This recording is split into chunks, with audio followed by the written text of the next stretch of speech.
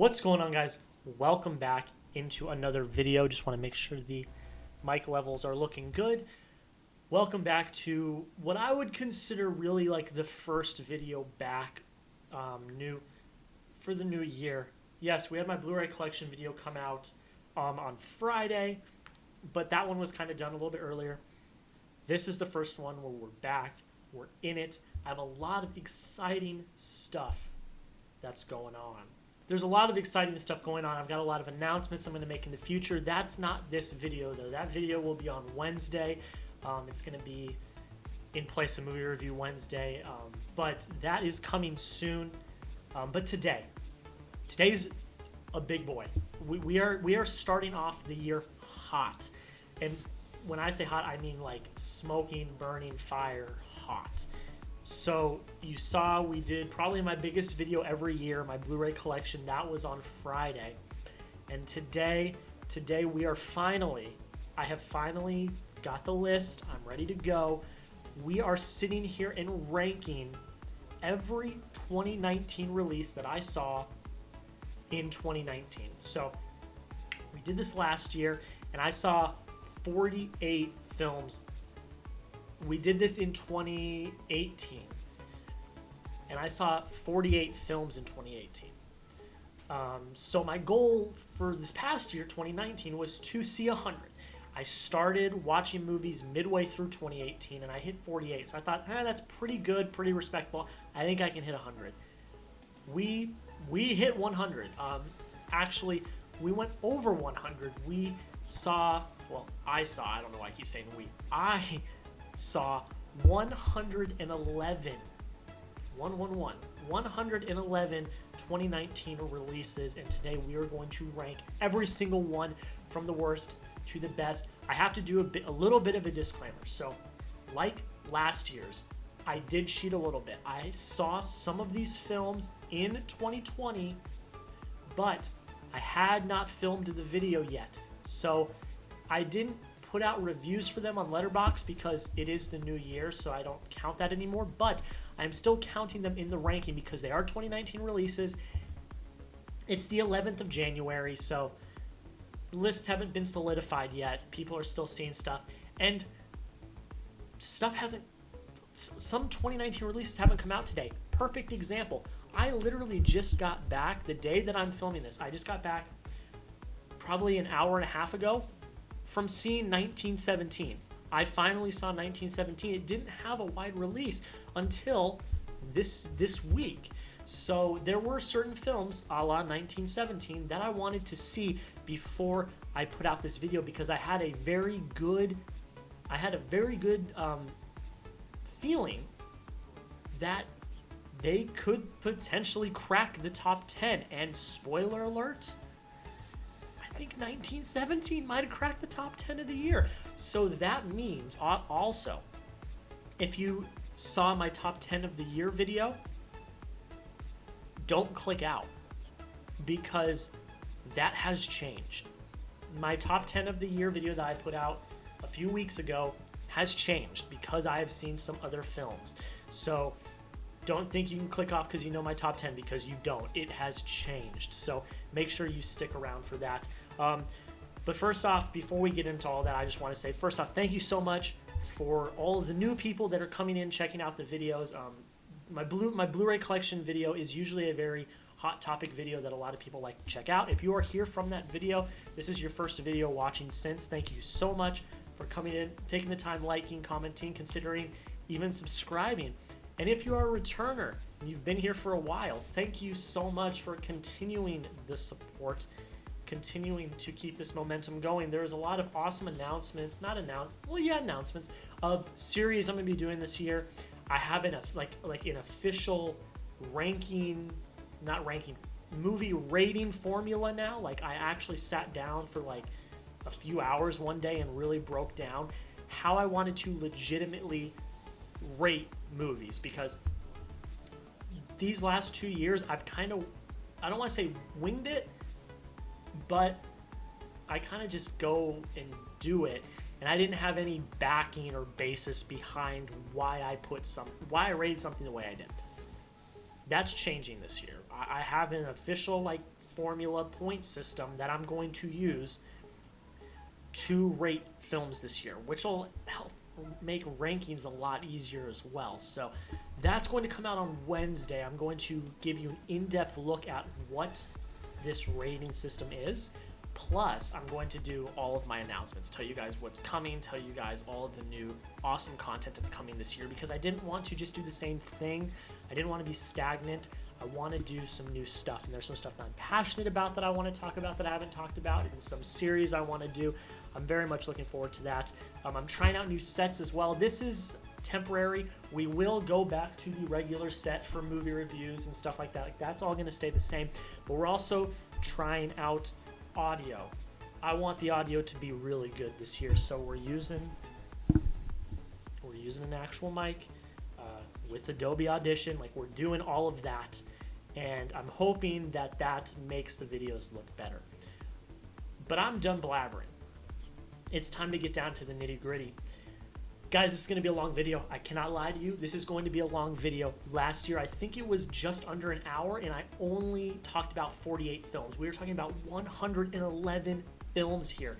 It's going to be absolutely insane. So sit back, relax, grab yourself a drink. I literally have 3 drinks here, all non-alcoholic. Starting with this one. Get a snack, get a drink, chill, put me on in the background. You don't even have to watch, just put it on in the background for noise. I do that all the time with stuff. But I think without further ado, I think we just get into it. So we're going to start at 111 and go all the way down to number 1. And guys, without further ado, let's get into it. So 111, the worst movie I saw in 2019. The award goes to Polar. It was just not a great movie. And for these movies, I'm not going to talk a lot about them. You guys have seen reviews. You've seen me talk about them. We're going to whip through it because I don't want this to be an abnormally long video. So we're going to try to whip through them. It wasn't funny. The action wasn't great. The only things that I liked were the relationship between Mads Mikkelsen and Vanessa Hudgens, and that even wasn't that great. The humor wasn't great at all. It was too much for me. Didn't enjoy it, didn't like it. 110, The Laundromat. Oof, it's looking bad for Netflix movies. Don't worry, there's some in the upper echelon as well. But this looked like a very interesting movie. You have some great A-list, not A-list, but like some higher tier actors and actresses. Well, we have Meryl Streep, so yeah, you do have A-list stars. And it just didn't work for me. It was uninspired. It was very messy. The plot was messy. The whole thing didn't make any sense. I wasn't really understanding what they were trying to go with.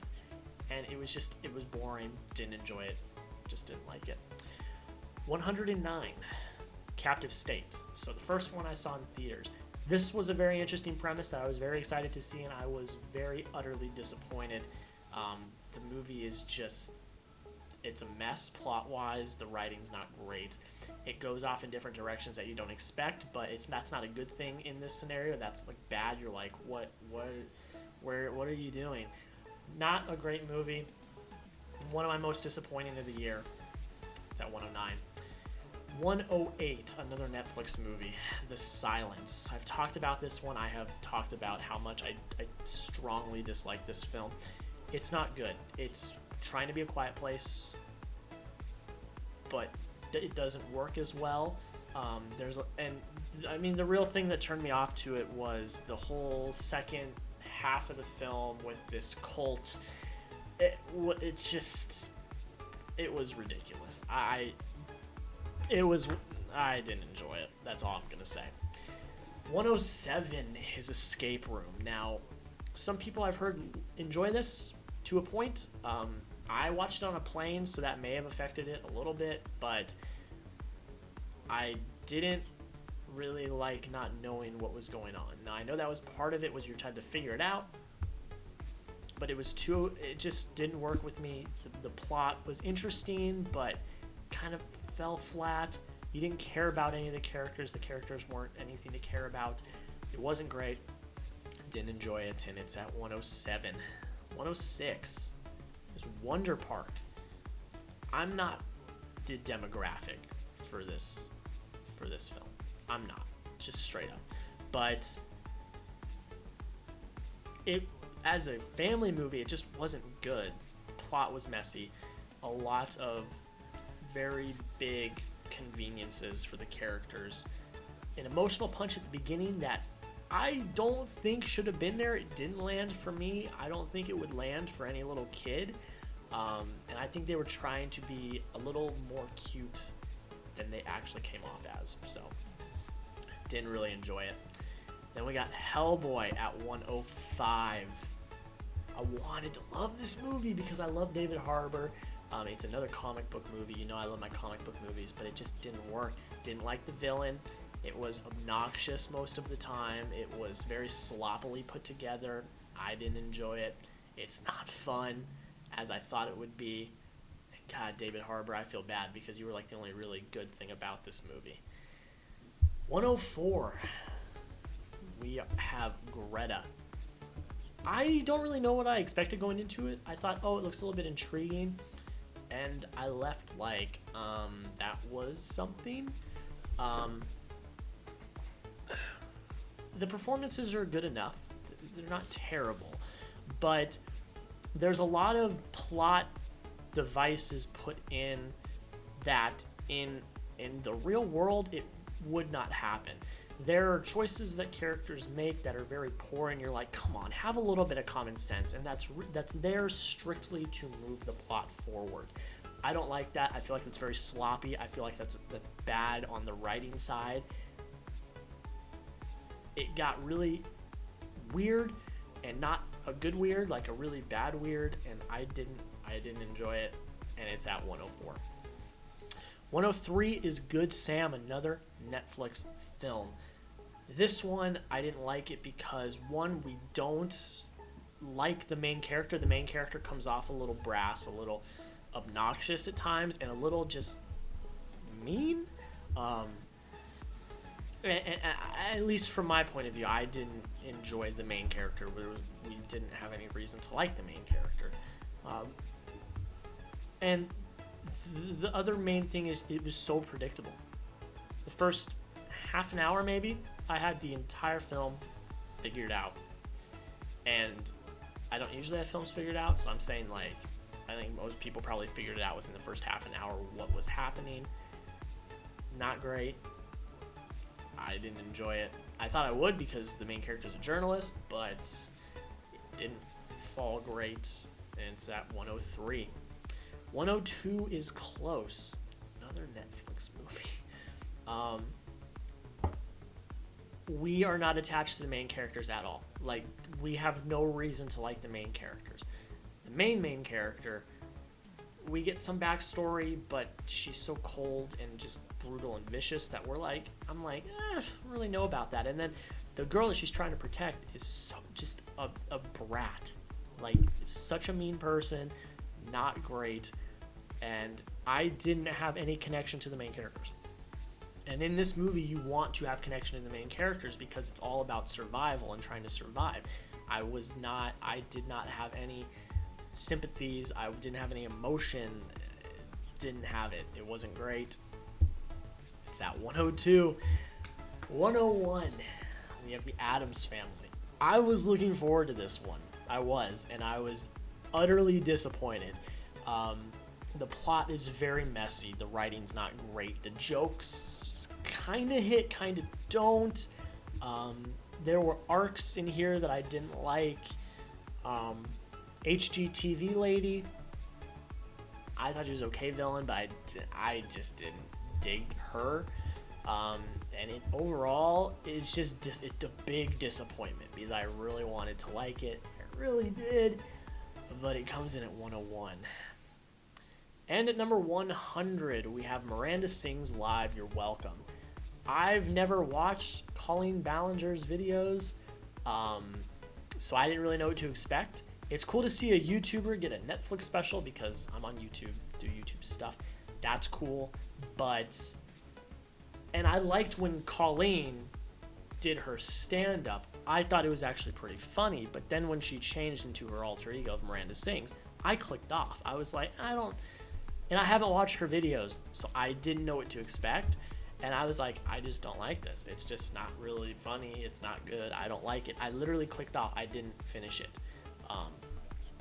But it was still better than 11 movies on this list. So, gotta count for something. We're into the top 100 now. Yeah. Let's just get into it. 99 is Isn't It Romantic? When I first watched this, I think probably due to recency bias, I was like, it's not actually that bad. And then as I rethought it, I'm like, but it's not great. This is not a terrible, bad movie in any way, shape, or form. I just think, I don't know, Rebel Wilson was okay, not great. I love Adam Devine.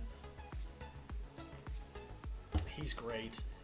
But I just wasn't attached to the story, the characters. I thought it was cute at times, but overall, I just didn't enjoy it as much as I really wanted to. 98 is Wine Country. Now, this is one that I was heavily anticipating and excited for and wanted to see, and I'm very disappointed in this one too because it didn't hit. You had all of these very talented, funny ladies, and all together you think it's gonna be this powerhouse comedy, and I left with some chuckles, some giggles, but that's kind of it. Wasn't as funny as I thought it was gonna be. They kind of took a dramatic, real world turn, and that's cool, but for this, I just wanted to laugh, and I didn't as much. There are moments, but overall, I didn't dig it that much. I love Tina Fey. I didn't really like her character. And yeah, another disappointment.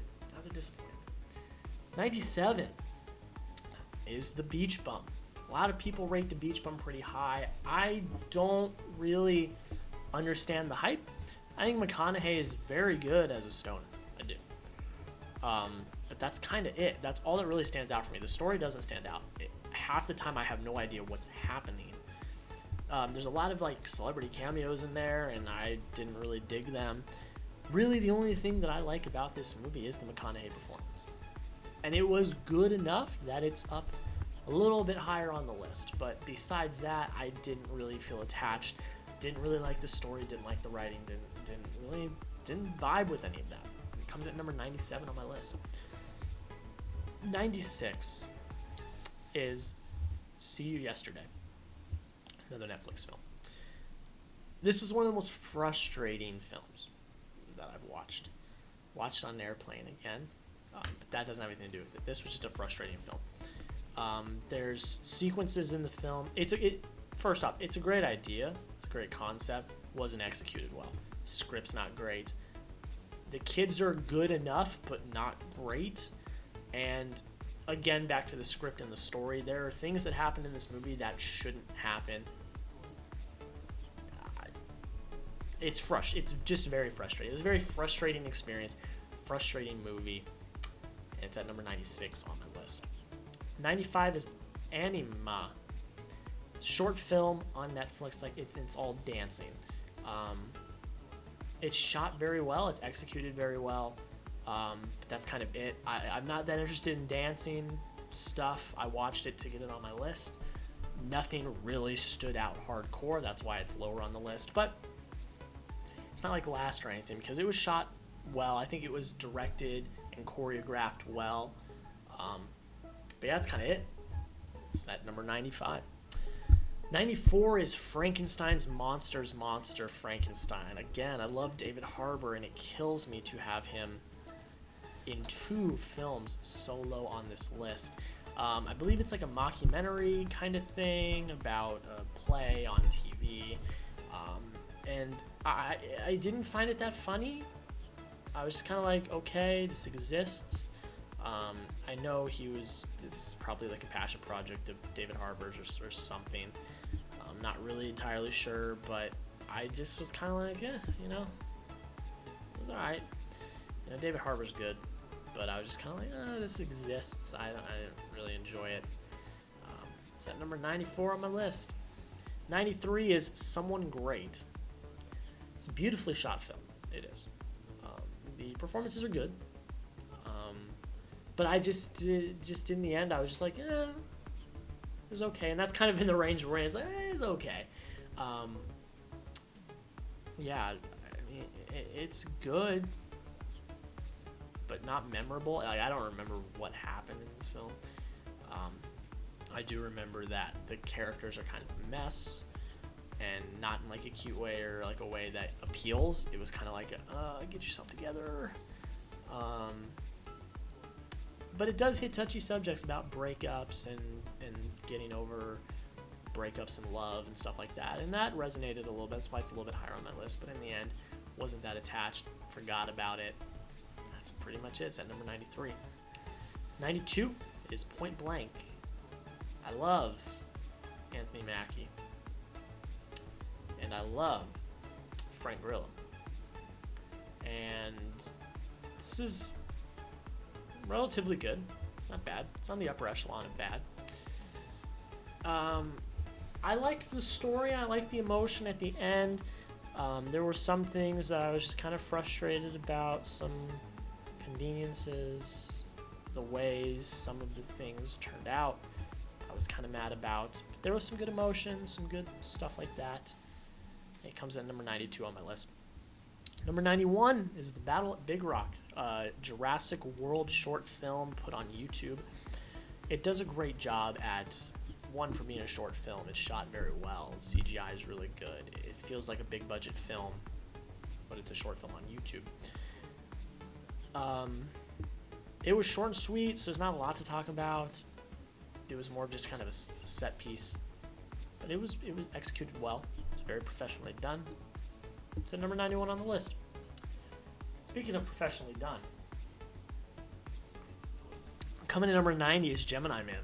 I was intrigued by this one, and it's not as bad as people said. It's not great, but it's not as bad as people said. The action is great, and that's kind of the basis of this film, is the action. The action is stunning. The set pieces are awesome. It's really, really good. Will Smith does his thing, and that's all you can really ask for in a film that stars two Will Smiths. He does his thing, and he does it very well. But in the end, the story is very messy. Plot is not great. The direction probably could have been a bit better with some of the CGI. But overall, I'm not going to blame it too much. It's not terrible. It's not great. It comes at number 90 on my list. 89 is Lady and the Tramp. You know, we're getting into the territory now where they're all just like, okay, they're okay. They're not great, but they're okay. There's nothing bad about them. It was good. People trashed it, but I actually ended up enjoying most of it. It was cute. The whole concept of the talking dogs didn't scare me, I guess I would say.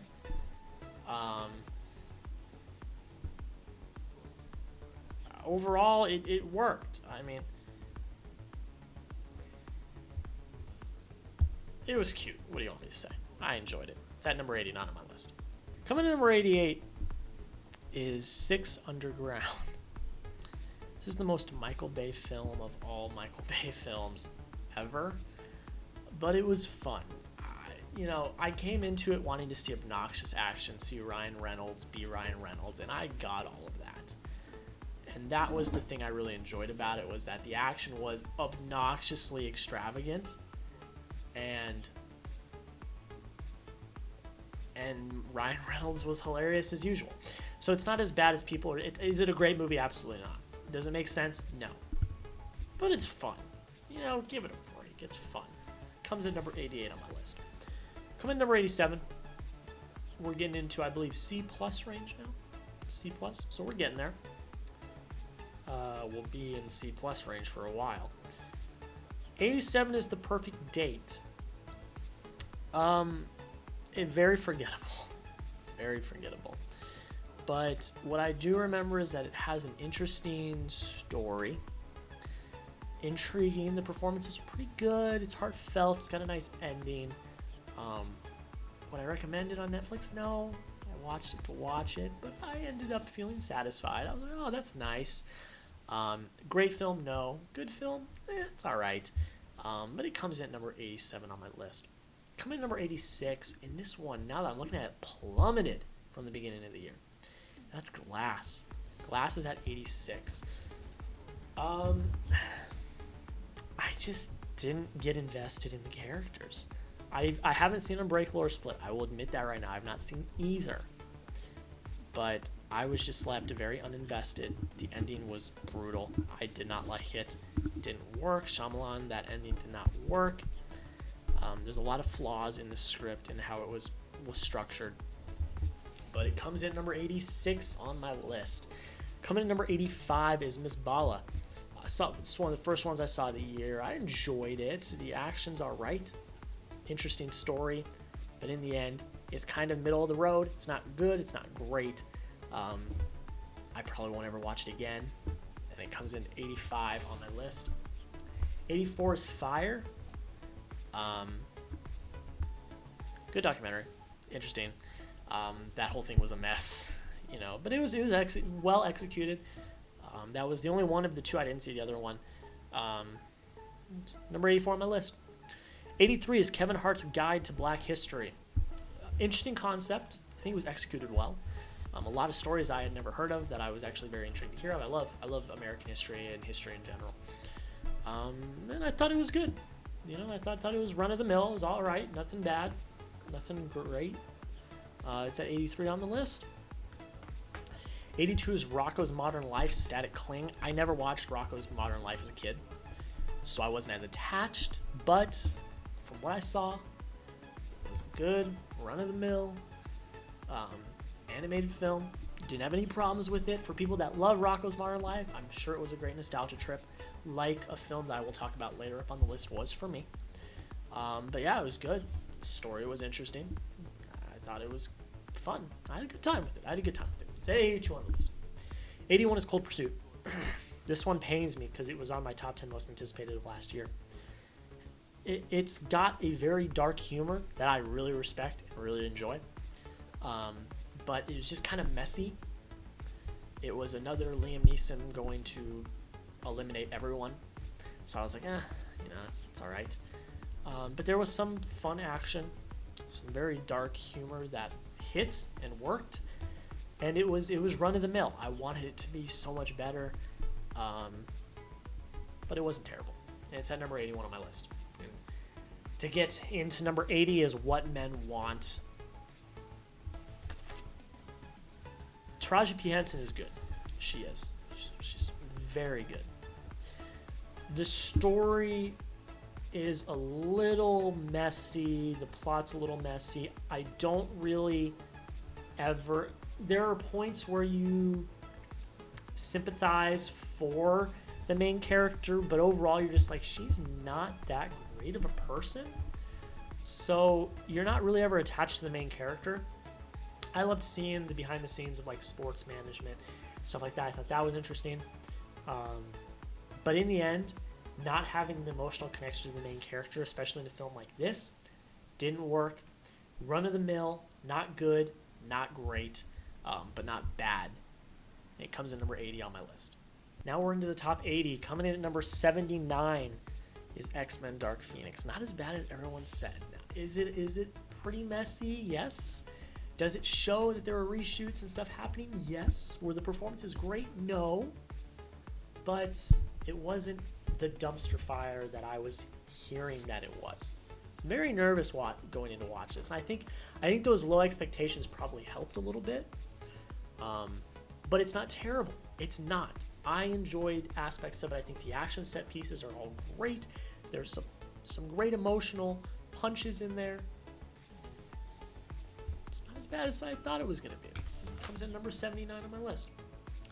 Coming in number 78 is Official Secrets. Keira Knightley gives a great performance here. She does. It's great.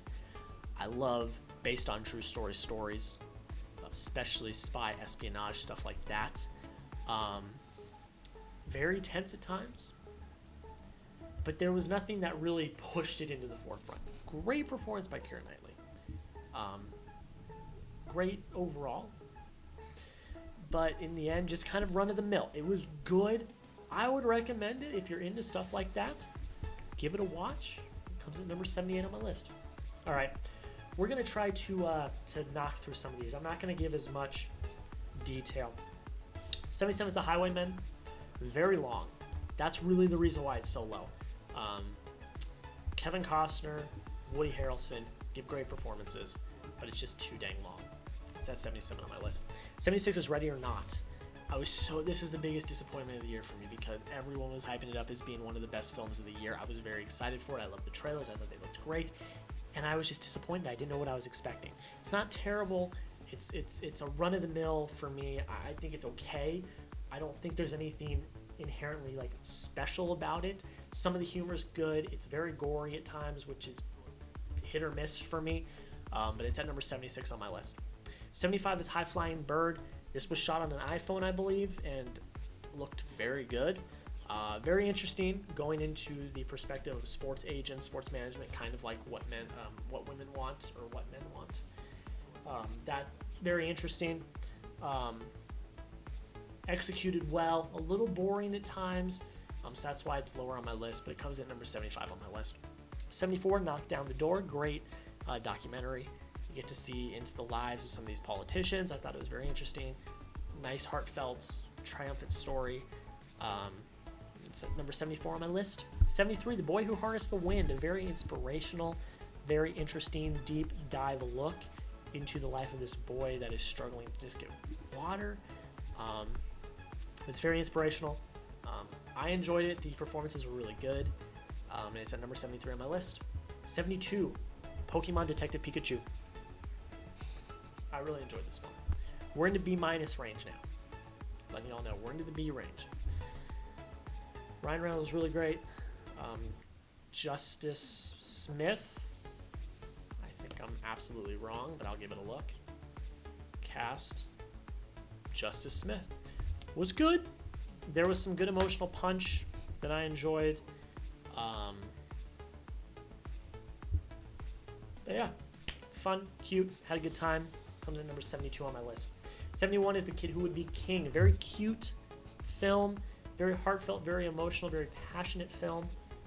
Enjoyed it a lot, watched it on there, playing some great performances by up-and-coming young actors. I would recommend checking it out. It's a nice little family film. Comes in number 71 on my list. 70, The Lonely Island presents the unauthorized Bash Brothers experience. I got a kick out of this because I'm a baseball fan. I know about the history of these players in real life, so I thought it was funny. The music's great, the soundtrack's great, very well. It's funny. It's a good time, and it comes at number 70 on my list. Number 69 is Ghosts of Sugarland. Very interesting documentary. Didn't know what I was really getting myself into when I saw it. It hits a very touchy subject, a very deep subject, but it's done well enough to respect the subject. The interviews are very heartfelt, and I think it's edited very well. The storytelling is pretty good, and it comes at number 69 on my list. 68, Game of Thrones, The Last Watch. I love Game of Thrones. It's one of my favorite TV shows of all time.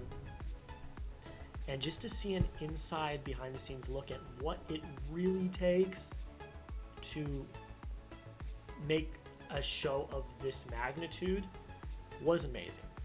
I really respected it. I loved all of the inside looks, and all of that was great. Comes at number 68 on my list.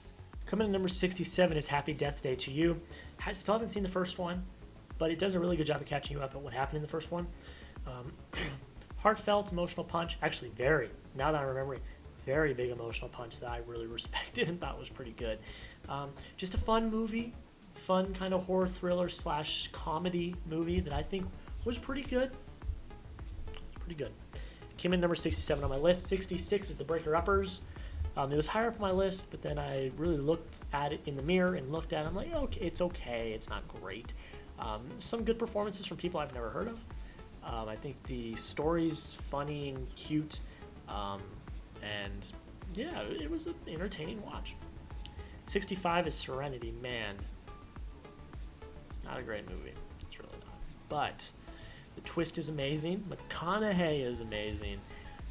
I think that's all I really need to say. Serenity is at 65. 64 is Dora and the Last City of Gold, a film with a lot of heart. The actress that played Dora was amazing. She was really good. Story's pretty good overall. There's some good emotional connection, emotional punches. Good fun time. Comes at number 64 on the list. 63 is Angel Has Fallen, probably the most down-to-earth, personal Fallen movie of the franchise. This one really dives deep into the stories of the characters. You learn more about the characters, their family sides, their emotional sides. All of that is really great. I enjoyed that. The action is really fun. It's good. Comes at number 63 on my list. 62 is Always Amazing, a really very well done documentary about the amazing Jonathan, who I didn't even know about before watching the documentary.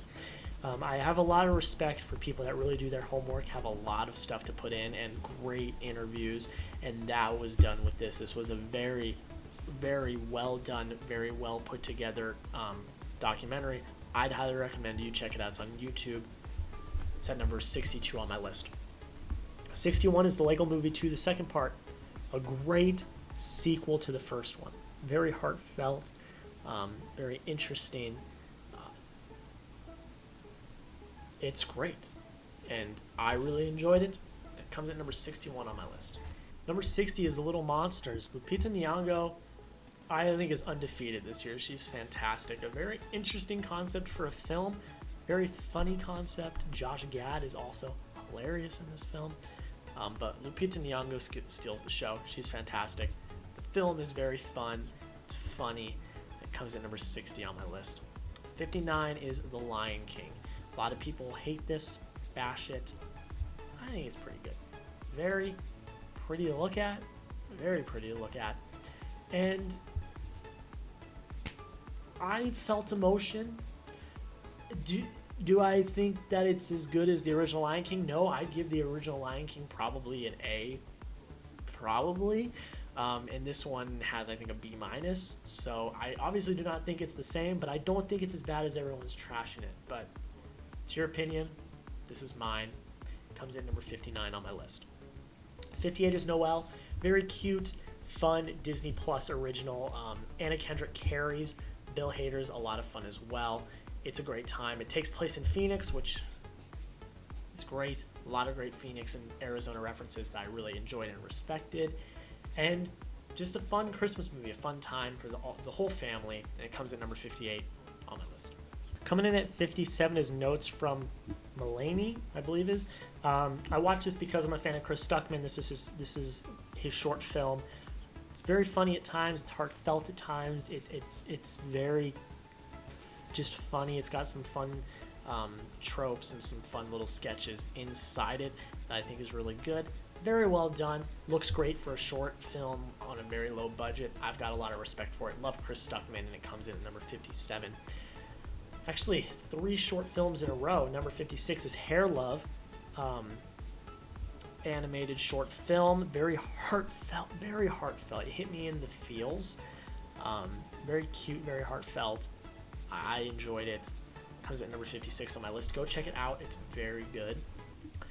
Another another short film, Suki, directed by Noel Miller. I love Noel. I think he's hilarious. He's very funny, so I wanted to support him. Check it out. Nothing special about it. There's really nothing special about it, but it's shot very well. It looks great. I think it's edited very well. And in the end, I think it's a very well done short film that was probably done on a very low budget. I've got a lot of respect for people that make films, even if they're short and are on a low budget. I think he did a good job, and it's number 55 on my list.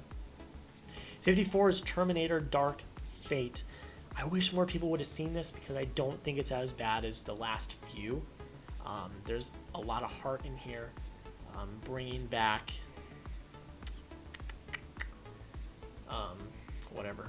bringing back Linda Hamilton was a great idea, and I was attached to the characters. I don't really like what they did with the main female character. I thought that was kind of... I didn't really like where they went with her character. I mean, I respect it and understand it, but I was like, it seems like kind of a cop-out. But that's all I'm going to say about that, because in general, I tend to enjoy it, and it comes at number 54 on my list. And at 53 is The Art of Self-Defense. This is a very, very dark humor comedy. that I think Jesse Eisenberg carries, like, he carries this film. His performance is so great in this film. The supporting characters are really good. The story is very twisted and messed up. I enjoy it. The twist at the end is insane, but I love where they went with it. And it comes at number 53 on my list. 52 is Rambo Last Blood. I think a great send-off for the Rambo character. Hoping it's the send-off for the Rambo character. I thought it was well done. It's like Home Alone, but a lot bloodier and a lot gorier. I dug it. Saw it with my dad. He enjoyed it. It was a fun time. A very emotional fun time. And it comes at number 52 on my list. Ladies and gentlemen, we're into B+ range now. That means I pretty much enjoyed the rest of these movies a lot. So here we go. 51 is Hotel Mumbai. An overlooked, underrated film that came out this year that is one of the most suspenseful, most tense films I've watched. Fantastic performances. The direction was really great. It's very underrated. I highly recommend it. It comes at number 51 on my list. Number 50 is The Wandering Earth, a foreign film on Netflix. I would recommend seeing it. It is one of the most original sci-fi films that I've seen in a long time. I think for it being a foreign film, the CGI is incredible. The special effects are amazing. I think it's very well done. I think you should all go see it. It's awesome. It comes at number 50 on my list. The first film I saw in 2019, coming in at 49, is The Upside. Fantastic performance by Bryan Cranston. I think it's the best performance of Kevin Hart's career. It shows that he can do drama very, very well. The story is very heartfelt and emotional. It packs a very great emotional punch. I personally really enjoyed it, and it comes in at number 49 on my list. Coming number 48 is Paddleton. One of my biggest surprises of this year. I didn't know what to expect from it. I thought it might be okay. It was one of the most emotional experiences I have had watching a film in 2019. It tore my heart out, and then put it back in, and then tore it out again. Very emotional. Very, very emotional film. It really hit me it hits you in the gut hard. All right, coming in at 47 is Extremely Wicked, Shockingly Evil, and Vile. I think Zac Efron gives a great performance here. It's very dark, very evil, very just gets under your skin, crawls under your skin performance. Interesting way that they went about it. It was good. Comes in number 47 on my list. 46 is Dolomite Is My Name. Another big surprise. Eddie Murphy gives a fantastic performance in here. It's a very heartfelt, very funny story that was executed very well. A lot of great performances in here by some big name actors. But Murphy steals the show. He's fantastic. This comes in number 46 on my list. 45 is Fighting With My Family. Another big surprise. Florence Pugh. This is the year of Florence Pugh and Adam Driver, I would say. They have both been fantastic this year, but she does a great job here showing this story about Paige and her coming into the WWE and all the hardships and everything that goes into that. The Rock was great in here. Family, everyone in the family was great, but Florence Pugh, she gives a fantastic performance. Not even that big of a wrestling fan, but I love the story, the performances, everything involved is fantastic, and it comes at number 45 on my list. Coming at number 44 is Triple Frontier. Very star-studded cast. Ben Affleck, Oscar Isaac, I believe Pedro Pascal's in there. It's got a very interesting message about greed and how far will you go for greed and stuff like that. And I thought it resonated very well and did a very great job at talking about the subject. I enjoyed it. It's on Netflix. It comes at number 44 on my list. 43 is It Chapter 2. Very long movie. That's why it's not higher. I enjoyed parts of it. Felt like we were going in circles a lot. But Skarsgård as Pennywise is terrifying and excellent and fantastic. The kids are pretty good. The grown-ups are good as well. Some big emotional punches. It comes at number 43 on my list. Coming in at number 42 is Captain Marvel. A lot of people really crap on this movie, but I think it's pretty good. I think it's one of the best performances Sam Jackson's had in the MCU. I think Brie Larson is a good Carol Danvers. Sue me. That's what I think. Don't think she's that bad. I enjoy her performance, especially in this film. The way they told the story was very interesting. I really enjoyed it and respected it. And comes at number 42 on my list. Coming at number 41 is Invader Zim Enter the Florpus. This is the one I was talking about when I was talking about Rocko's Modern Life. This was the big nostalgia trip for me because I absolutely love and adore Invader Zim. It's one of my favorite cartoons of all time. I think it's hilarious. I think it's funny. They came back to their roots. It's like we never left, and it's fantastic. I really enjoyed it. Big nostalgia trip, and it comes in number 41 on my list. Coming in number 40 is Downton Abbey. My mom loved this film. She loves Downton Abbey, so if you like the show, I think you'll really like the film. Being someone that hasn't ever watched the show, I was still intrigued. I thought the story was really great. I fell in love with the characters. It was shot very beautifully. It's very majestic, very great. And it comes at number 40 on my list. Coming at 39, we're into the top 40, is Between Two Ferns, the movie. Zach Galifianakis is hilarious. He's hilarious. Making it like a mockumentary, I think, was a very interesting choice, and a choice that I think worked very well. Having all the stars on there is hilarious. There's a lot of funny moments, a lot of funny jokes. It hits, it works well. I think it's very funny, very heartfelt. It comes at number 39 on my list. 38 is Alita Battle Angel, another big surprise of this year. What's her name? I'm going to look at the cast because she was fantastic. Rosa Salazar is fantastic as Alita. Like, she's so great. The supporting cast is awesome.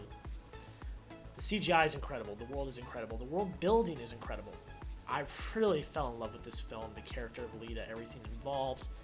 She's great. The film's great. It comes at 38 on my list. 37 is Then Came You, a Netflix film starring Maisie Williams and some other people that I don't know. A very heartfelt film, one that hit deep. The third act was one of the most emotional third acts I've seen this year. It was just very cute, had a great story. It was a story about getting over fears and conquering your bucket list and all of that. I think it worked very well. The emotion was there for this one. It really hit hard, and it was fantastic, and it comes at number 37 on my list. 36 is Unicorn Store, Brie Larson's directorial debut. I thought it was directed very well. I think Brie Larson's pretty good in here as well as Sam Jackson. It's a very cute film about growing up, but not wanting to grow up, and that resonates with me a lot because I don't want to grow up, but I am growing up. I really respected it, enjoyed it. It was like my favorite movie of the year for a while, and then I came to my senses and knocked it down a little bit, but it falls for the year at number 36 on my list. 35 is Aladdin. I actually really enjoyed this. I think Mina Mossad, I think is his name, is a fantastic Aladdin.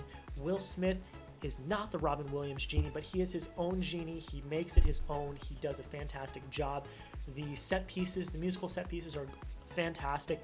The only complaint I have about this entire movie really is Jafar, the person that plays Jafar. I didn't think he played it that well. I didn't think it was that great, but besides that, everything else is fantastic. I saw it in theaters twice. I really enjoyed it. Comes at number 35 on my list. Another Disney film. Coming at number 34 is Frozen 2. It's darker than the first one. The songs are catchier than the first one. I think it's better than the first one. It's got a lot more storytelling, a lot more lore. We learn a lot more about the lore of Frozen and Elsa and where her powers come. Like, we learn a lot about that. The world building is great. The mythology building is amazing. It's done very well here. Josh Gad is amazing. Samantha, there's so many funny moments here. It's fantastic. The music's great. I had a great time with it. Comes at number 34 on my list. Coming in at 33 is Jumanji: The Next Level. I don't think it's as good as the first one, but it's not too far off. I think the new additions are great. Danny DeVito, Danny Glover, Awkwafina are all fantastic. I think The Rock playing Danny DeVito and Kevin Hart playing Danny Glover, it was hilarious, especially Kevin Hart. What in the Sam hell is going on here? It was so funny. Some very big heartfelt moments, more heartfelt than the first one, I would say, or the second one, I guess. I would say there are more heartfelt moments in this one than there are in that one, but it's a very real film. It tackles some very tough subjects, and I loved it. It comes at 33 on my list. Coming in at 32 is The Two Popes. Fantastic performances across the board by the two mains. I think it's Anthony Hopkins and Jonathan Pryce. Both fantastic performances. It's a deep, real movie. I don't like to talk about faith a lot, but I'm Catholic, so it resonates because it's about the church that I am a part of and a lot of the serious things that happened, and it humanizes the popes, which I think was a really good job. The set design is incredible. The performances are fun. I think they're done very well. And it's a very well done film, and I really enjoyed it. It comes at 32 on my list. Now we are into A- range. So from here on out, I really, really liked the films. So 31 is Always Be My Maybe. Just a very heartfelt story, very sweet story of two friends that are really in love, and they finally are together. The performances are great. The conflict is very good, and the ending is very sweet, heartfelt. And guys, the Keanu Reeves cameo is one of the best moments of the year, I think. It's hilarious. I loved it, and it comes in at 31 on my list. 30 is Kenobi, Star Wars fan film. This is very well done. Like, exceptionally well done. I gotta give credit to everyone that worked on it. Jamie Costa is a fantastic Obi-Wan Kenobi. It's just so good. The storytelling's great. The action set pieces are great. The editing, CGI. This is a very low budget. It's a fan film, and it was done masterfully. So I gotta give him credit. It was fantastic. Comes at number 30 on my list. Coming in at number 29 is The King. Very long, very slow burn, but the performances from Timothée Chalamet and Joel Edgerton do it for me. That's really what does it. Chalamet is fantastic. Edgerton's great. The action set pieces are great. The score is fantastic. It's a very long movie. It's a very slow burn, but for me, it burned right. It was really good. I really very much enjoyed it, and it comes at number 29 on my list. Coming in at number 28 is Zombieland Double Tap. This is a great sequel. It really is. I think it's as good of a sequel as you can get. There's some annoying characters. Some of the new characters are a little annoying, but there are some characters that are brought in that I actually really enjoyed. But really, it just comes down to the core four and their family and just being a family, and that's really what it comes down to. I think it's really good. I had a great time at the theater. It was a great theater experience. I loved it. It was awesome. Comes at number 28 on my list. 27 is Rocket Man. Taron Egerton is fantastic. He is Elton John. I'm so glad he won the Golden Globe. I do not believe he's going to win the Oscar. It's got to be Phoenix, but he did deserve a Golden Globe. I'm very happy for him. It's not like Bohemian Rhapsody where it's just a straight up biopic. It is a musical. Like, that is what this film is, and I loved every second of it. The music is catchy. It's great. It's a real heartfelt story. There are people in there that you hate. They're villains. You don't like them, and it hit, and it was great. And Egerton was by far one of the best performances I've seen this year. And it comes in number 27 on my list. Coming in number 26 is Shazam. DC did very well this year, and Shazam was just an example of why. It's a fantastic family movie. It is a very heartfelt, sweet, deep movie Zachary Levi is fantastic. The supporting cast is fantastic, especially the main two boys are great. I had so much fun with this film. I own it on 4K now, so I can give it another rewatch because I really, really, really loved it. It comes in at 26 on my list. 25. We're in the top 25, guys. These are my top 25 favorite films of 2019. So let's get into it. 25 is The Report. Again, this is the year of Adam Driver. This is like Official Secrets, but I think ramped up and better. Driver gives a fantastic performance. The story in general is very interesting and intriguing. I love stuff like this. I talked about it earlier when I talked about Official Secrets. I love stories like this. I think it's edited very well. There's a lot of emotion in here because it's so real and it really happened. And again, it's backed by a fantastic performance from Adam Driver. Annette Bening's fantastic in it as well. Overall, it's very well done, very well executed. Amazon Prime did really good with this film. You should go check it out. And it's at number 25 on my list. Coming in at number 24 is A Beautiful Day in the Neighborhood. Tom Hanks is the man. Like, he is the man. I have so much respect for him. I love him. He is so amazing. And this isn't even a film about him. He is a supporting character in this film as Fred Rogers. But throughout the entire film, whether he's on screen or not, he was resonating. Like, his presence resonated through that film. The other performances were fantastic. The story's very heartfelt. I loved it. It hit the emotional heartstrings. It was great. I had a great time with it. I had a lot of fun. Hanks is brilliant. I hope he gets a supporting actor nom. I don't think he'll win, but I would love to see him get a nod for the Oscars, and it comes at number 24 on my list. 23 is Fast and Furious Hobbs and Shaw. I loved this film in theaters. It's one of the most fun times I've had in a theater this year where I wasn't nervous, because I would say I had a fun time watching Endgame, but I was nervous as all heck. This is a very entertaining movie. You can like it or not. You can think it's cheesy. You can think it's campy. I don't care. I had a fun time. That's what matters. One of the big things that's going into my ratings next year is, did I have a fun time in the theater? This would be an A if it was just based off of that. I had a great time. The Rock and Statham are fantastic. Elba is a good villain. And it comes in number 23 on my list. 22 is Midway. One of the most suspenseful films I've seen this year. A very good CGI'd, I'd say, CGI'd film. I was very attached to the characters. I know a lot of people said they were shallow, didn't really like them, very hollow.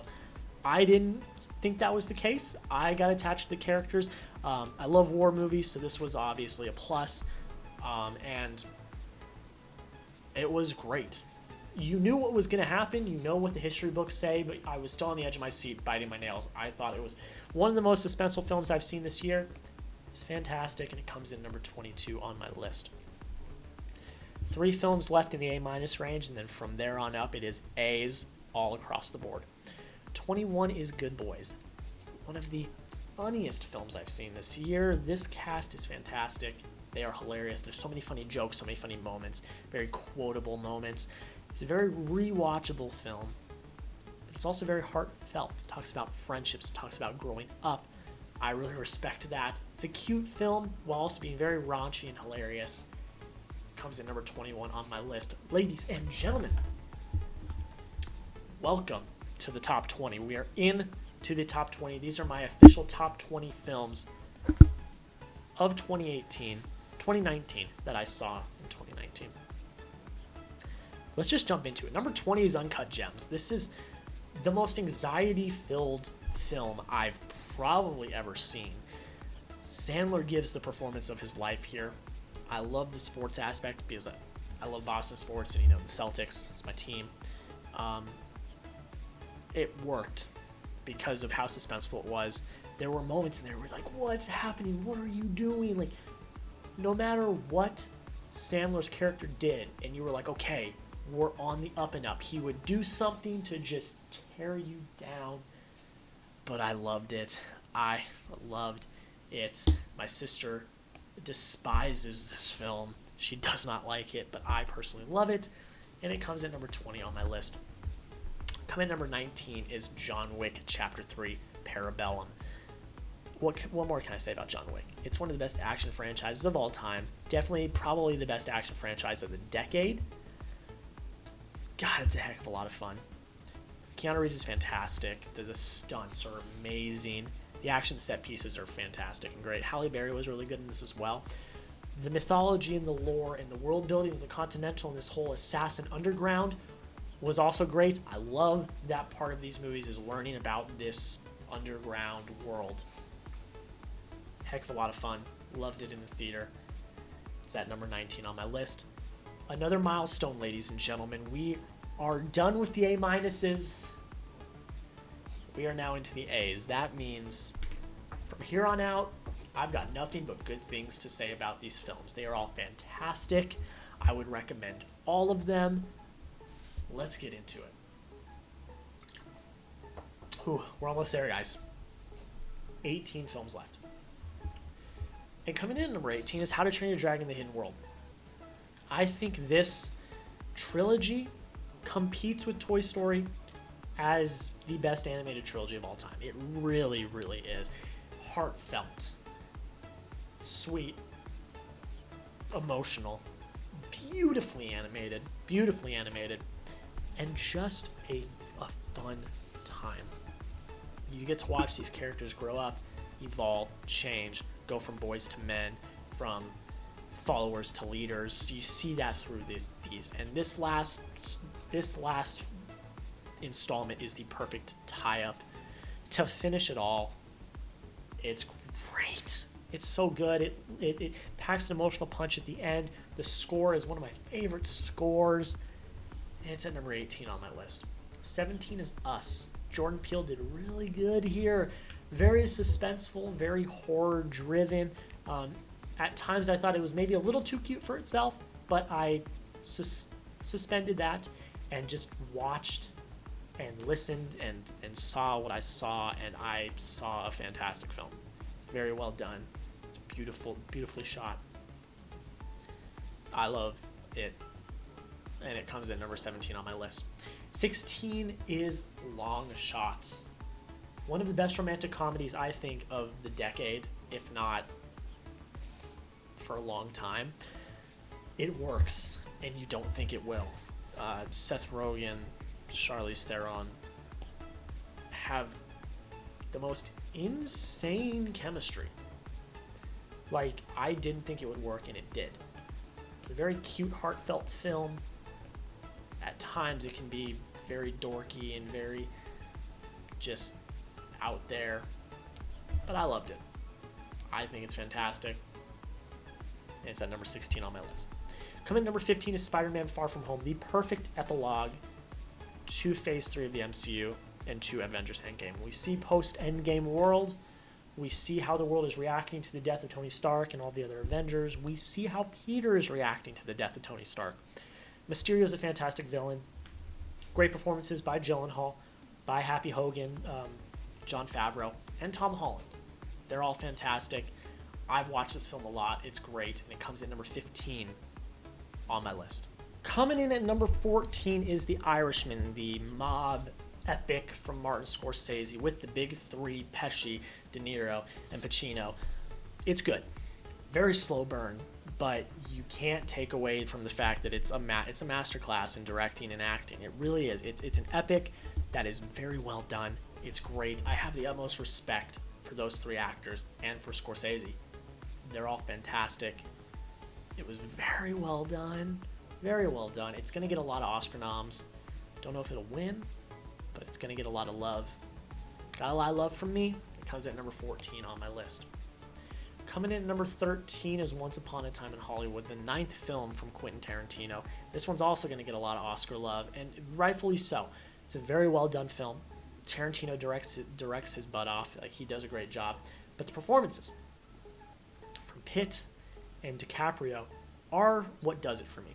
Their relationship alone makes this film fantastic. Then you add on the third act. I'm sold. I am sold. I love it. It's fantastic. I need to buy it on Blu-ray. It's one I haven't gotten yet. But it comes in number 13 on my list. Coming in at number 12 is Joker. Just picked this up on 4K the other day. Phoenix is going to win the Oscar. It's going to happen. He won the Golden Globe, and that basically set it up for me. He's going to win the Oscar. No doubt in my mind. This film is fantastic. The pacing, especially. Todd Phillips, with what he did with this pacing, was spectacular. It really was. You watch this guy slowly turn mad, and the little things that happen, and the little nuances, and the score, and all of it involved is just, they're all characters in this character study of this one madman. I love it. I respect it. I think it's a great, great film. It comes at number 12 on my list. Coming in at number 11, just missing the top 10, and it breaks my little heart, but Toy Story 4 comes in at number 11. Didn't think it needed to be made. A little skeptical going in. I was sold. Fell in love. It's a great end to Woody's story. Woody is the backbone of this franchise. He needed to have a farewell, and he did. Big emotional punches. Have some issues with how some of the characters were treated, but I will look the other way from that because this really is Woody's story and the finale of Woody's story. Very heartfelt. A lot of very sad moments. Some great new characters as well. Forgot to mention that. But it comes in number 11 on my list. So guys, if you've stayed this long, comment top 10 in the chat. Not in the chat, in the comments. Comment top 10. Because we are into the top 10 now. And if you see, the top 10 is different. We had Joker and Toy Story 4 in my top 10 of the year, and they aren't there anymore. They got kicked out. So that means 2 films are in. You probably know which one of them are because at the beginning of the video I mentioned I saw it today. And we'll get to it in a little bit. But what's the other one? We'll see. Coming in at number 10, though, is Marriage Story, one we've already talked about. Adam Driver, man. I wish he would win Best Actor, but he's not. It's going to be Phoenix. Scarlett Johansson is incredible. Laura Dern is incredible. The cast is great. Noah Baumbach directed a fantastic film here. The score is great as well. Everything about this film, I think this is, I wouldn't say a masterpiece. I'd say it's in the category of like near a masterpiece. I haven't rewatched it yet, but I have a feeling it's going to be very rewatchable, surprisingly. It's very emotional. You can see the emotion, especially in Driver. He is brilliant in this film. It comes in number 10 on my list. Coming in at number 9. Guys, Little Women is at number 9. I was not prepared for how charming and brilliant this film was going to be. I've never read the book. I didn't know the story. I didn't. Then I saw it, and I fell in love. Saoirse Ronan is fantastic. Florence Pugh, fantastic. Emma Watson, great. Meryl Streep, great. Laura Dern, fantastic. The entire ensemble is great. The story's awesome. It's very heartfelt, very emotional, very real. The emotional punches in this film are hard. They hit hard. They're very deep. And just seeing the story of how this book is made is very interesting. The pacing's fantastic. I never got bored with this film. It went by very quickly. It's a longer film. You need to go see this film. Greta Gerwig is undefeated with this film. It all across the board, it's fantastic. I wasn't expecting to love it. I thought I'd like it, but I wasn't expecting to love it the way I did. Go check it out. It's still in theaters. Comes at number 9 on my list. Coming in number 8, guys, is 1917. Now this, I will put into the consideration of a masterpiece. I will. It is brilliantly executed. When people said, oh, you know, it's like it's shot as one take the entire time, I was like, oh, what do you mean? What do you mean? But, like, it's literally, like, for the entire 2-hour movie, it's like it's one take following these kids. Like, I was blown. There's one cut that I saw, and it was there. It faded to black and then came back. Besides that, there was no noticeable cuts. It was amazing how it was executed. I watched the Golden Globes and I saw that it won Best Drama. I saw that Sam Mendes won Best Director. And I was like, okay, let's take a step back for a sec. But after watching this,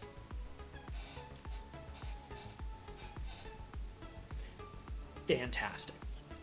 Brilliant.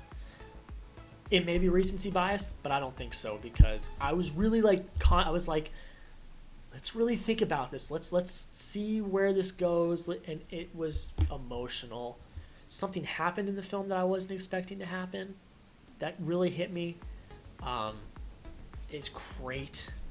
There's some appearances by actors that I didn't know were going to be in there. I was like, oh, hey, there you are. It was fantastic. Emotional, heartfelt, heartbreaking, masterfully executed technically. It's fantastic. Go see it. It comes in number 8. Coming in number 7 is Jojo Rabbit.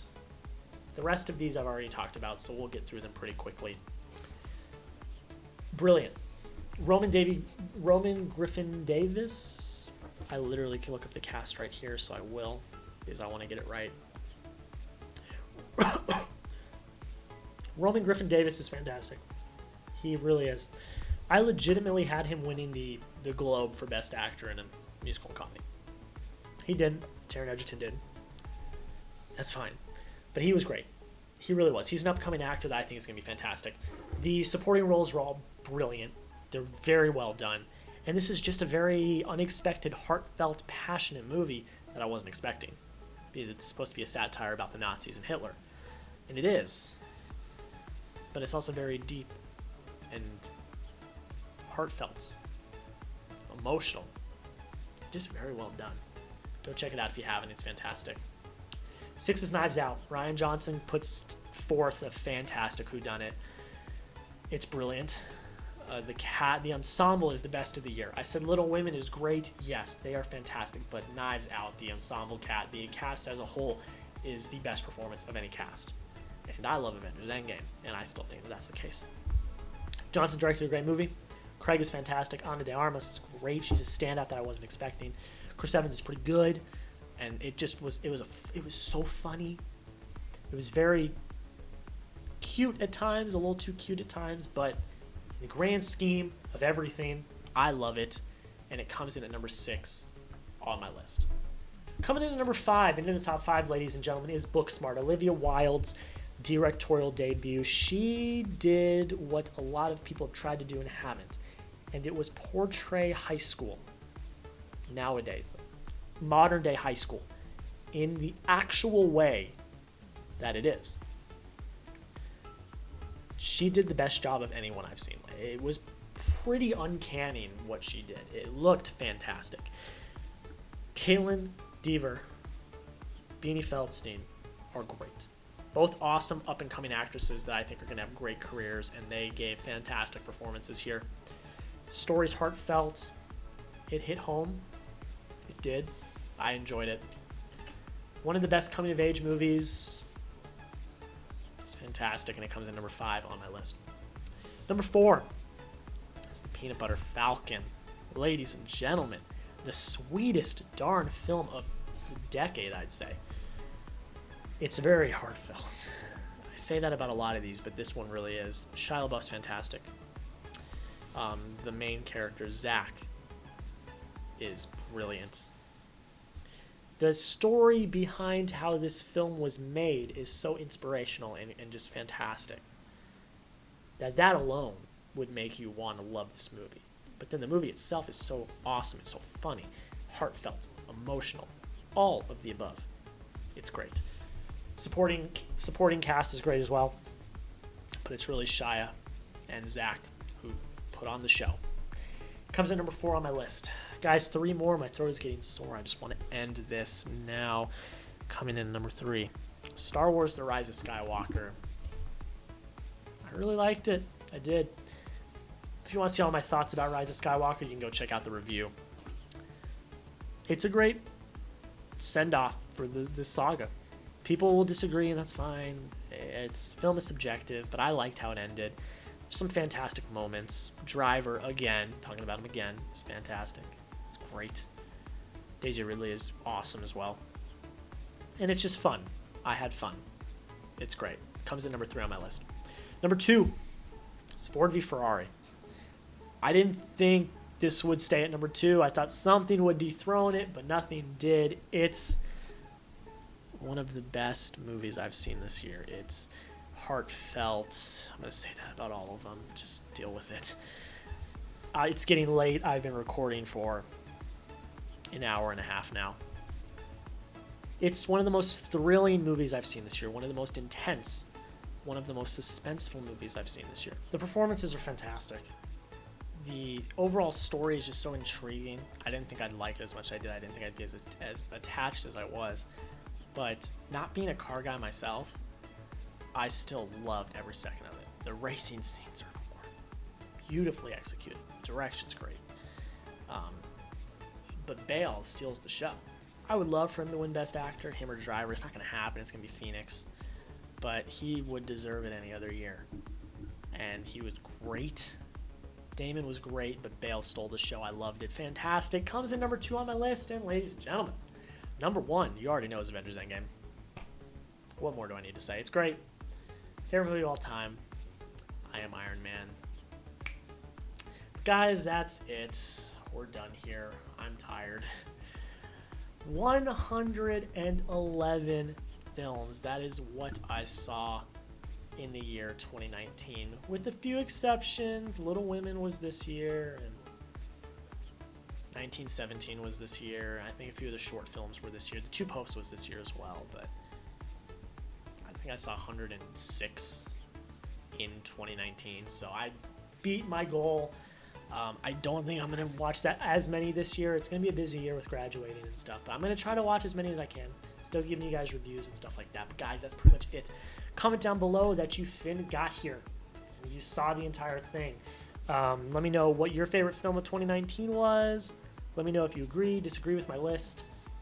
Guys, that's pretty much it. I gotta go edit this. It's gonna take a long, long time. Thank you so much for watching. Have a good rest of your day. We'll see you in the next video.